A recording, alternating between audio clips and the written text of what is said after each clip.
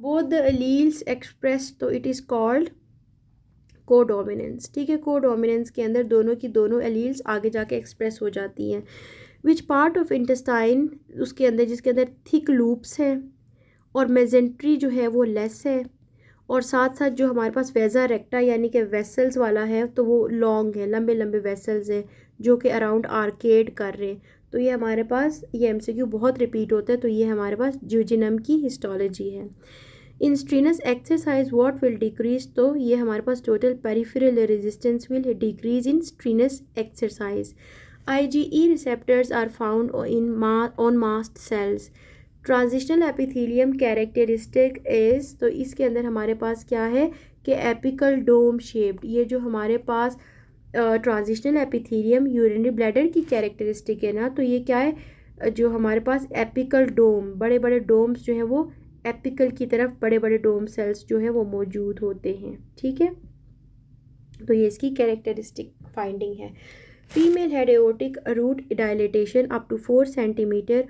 Ocular examination shows lens dislocation है। Mitral valve leaflet defect है। Systolic click है। ठीक है, तो ये कौन सी हमारे पास डिफेक्ट है, तो कल मैंने आपको इसकी असाइनमेंट भी दी थी, ये किस, यस ठीक है, तो ये हमारे पास डेफिशिएंसी ऑफ फिब्रिन प्रोटीन। ठीक है, inherited deficiency of fibrin protein. ठीक है, और जिसने नहीं असाइनमेंट की थी वो दोबारा करेगा। ठीक है, तभी आपको याद होगा कि इस सिंड्रोम में क्या होता है कि inherited deficiency of fibrillin protein होती है। अगला है atria stretch leading to tachycardia, तो this is Bainbridge reflex. ठीक है, अगला है anticoagulant in vitro and in the body is heparin. ठीक है, जो हमारी बॉडी में खुद ही है एक एंटीकोएगुलेंट प्रेजेंट है, या इन विट्रो भी होता है, हम इसको ये कौन सा है, हैपरिन है। The next one is fracture of head of femur. ठीक है, ये जो हमारे पास हेड ऑफ फीमर है, ठीक है, इसका फ्रैक्चर हो गया है। अब अगला है कि किस आर्टरी की वजह से नेक्रोसिस होगा, तो हमेशा याद रखो कि मीडियल सर्कमफ्लेक्स फीमरल आर्टरी की जब भी हमारे पास कॉम्प्रेशन होगी तो it will lead to necrosis of head of femur. ठीक है, जब कि आपने हमेशा याद रखना है, अगर आपसे ब्लड सप्लाई पूछ लेते हैं, ठीक है, अगर वो पूछ ले हमसे, वही वाली बात आ गई है, तो फिर किस बात का गम है। ठीक है, हाँ, अगर तो वो पूछते हैं blood supply of head of femur, तो आप करेंगे रेटिनाकुलर आर्टरी फॉलोड बाय मीडियन सर्क्यूमफ्लेक्स। लेकिन अगर वो पूछते हैं कि नेक ऑफ फीमर, तो नेक ऑफ फीमर तो मीडियल एंड लैटरल सर्क्यूमफ्लेक्स आर्टरी।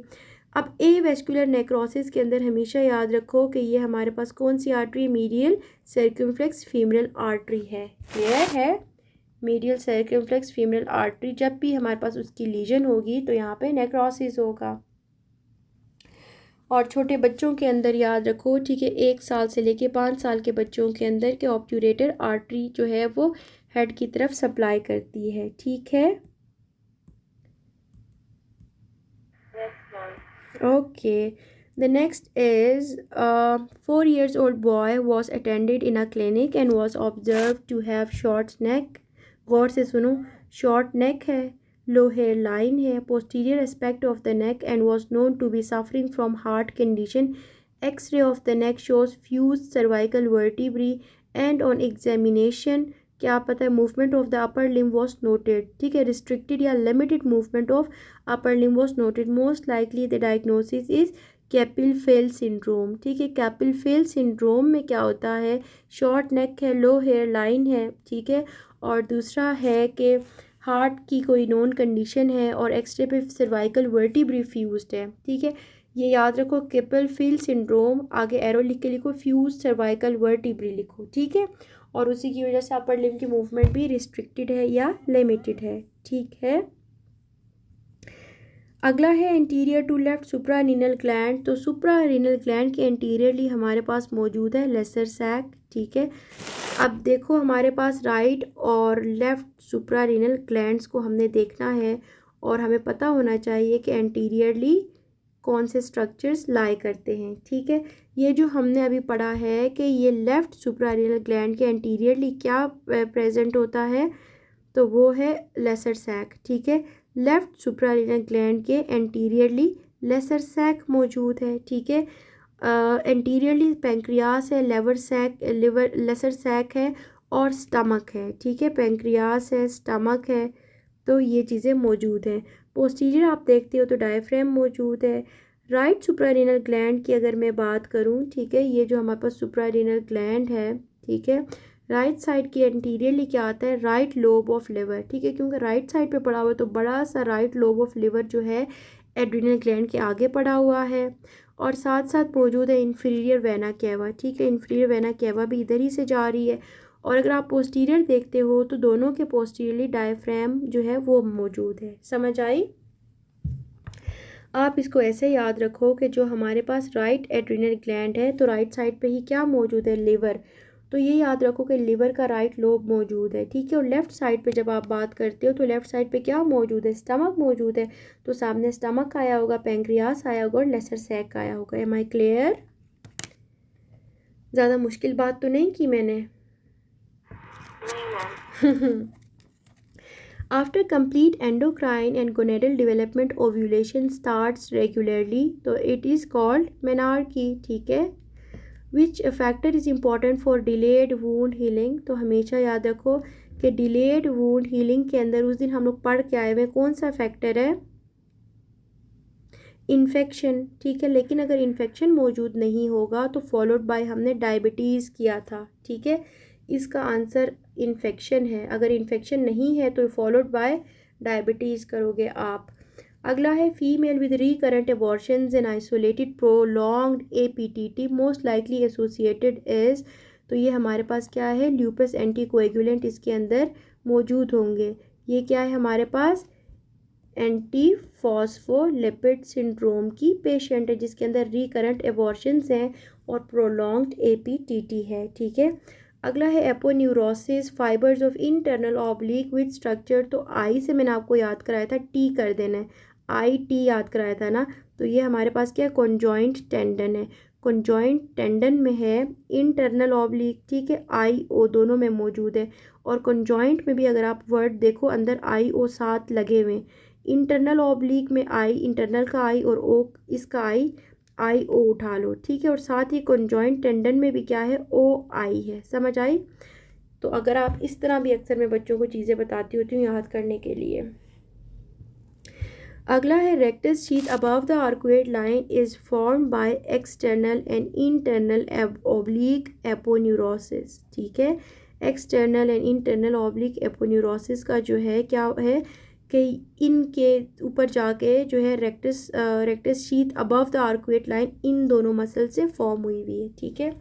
अब एक जो है बहुत इंपॉर्टेंट पॉइंट इन्होंने एक्सप्लेन किया हुआ है, इसको देखिएगा। अबव द आर्कुएट लाइन, ठीक है, सबसे पहले हमारे पास है। फिर आ जाओ जी बिलो द आर्कुएट लाइन, ठीक है। अब सबसे पहले अगर हम देखेंगे अबव द आर्कुएट लाइन तो उसमें एंटीरियर वॉल है और एक हमारे पास है पोस्टीरियर वॉल, ठीक है। ये जो एंटीरियर वॉल है ये external oblique aponeurosis both lamina और anterior of internal oblique aponeurosis, यानी कि एक्सटर्नल और इंटरनल ओब्लिक के एपोन्यूरोसिस से anterior wall above the arcuate line जो है वो बनती है। क्लियर है? अगर आप पोस्टीरियर वॉल देखते हो तो posterior lamina of internal oblique aponeurosis और transversus abdominis of both lamina, ठीक है। पोस्टीरियर वॉल ट्रांसवर्सिस आ जाता है, ठीक है, पोस्टीरियर में। अगर तो आप बिलो द आर्कुएट लाइन देखते हैं, ठीक है, तो हमेशा याद रखें कि ये हमारे पास क्या है कि एंटीरियरली आप देखते हो तो aponeurosis of all the 3 flat muscles of the abdomen, ठीक है, 3 flat muscles of the abdomen. The aponeurosis of the transversus and internal oblique are fused but external oblique aponeurosis remain separated. So posterior wall का क्या है हमारे पास, it is deficient. और नीचे को कौन सी मौजूद है, rectus muscle rest on the fascia transversalis. ये एक इंपॉर्टेंट पॉइंट है, इसको याद कर लो। प्यारे बच्चों आगे आ जाओ। अगला हमारे पास है जी a patient presented with hemisection of spinal cord, ठीक है। जैसे तैसे उसका hemisection of spinal cord हो गया है। अब क्या क्या चेंजेस आएंगी, contralateral loss of pain and temperature below the site of lesion. इसको हम लोग क्या कहते हैं, कोई इसका नाम है, जिसमें हमारे पास hemisection of spinal cord है और उसमें फिर contralateral loss of pain and temperature below the lesion होती है। इसको हम लोग क्या कहते हैं, कौन सा सिंड्रोम है? ब्राउन, यस ठीक है, ब्राउन सीक्वेट सिंड्रोम है। अगला है which of the following structures lies parallel and deep to the carotid sheath. ये जो हमारे पास कैरोटिड शीथ होती है इसके पैरेलल, ठीक है, और इसकी डेप्थ में इसके डीप कौन सा स्ट्रक्चर रन कर रहा होता है? तो this is sympathetic trunk. Clear, यहाँ पे जो है हमारे पास सिंपैथेटिक ट्रंक इसके डीप पे भी और पैरेलल भी रन कर रहा होता है, ठीक है, इस शीथ के। Study that claims to decrease the effect of environment on genetics is तो डिस्क्रिप्टिव स्टडी, ठीक है। डिस्क्रिप्टिव स्टडी क्या करता है? It decrease the effect of environment on genetics. तो ये एक डिस्क्रिप्टिव टाइप ऑफ स्टडी है। ये एमसीक्यू पॉइंट याद कर लो, ठीक है। हम डॉक्टर्स ने इसको क्या ही करना है समझ के।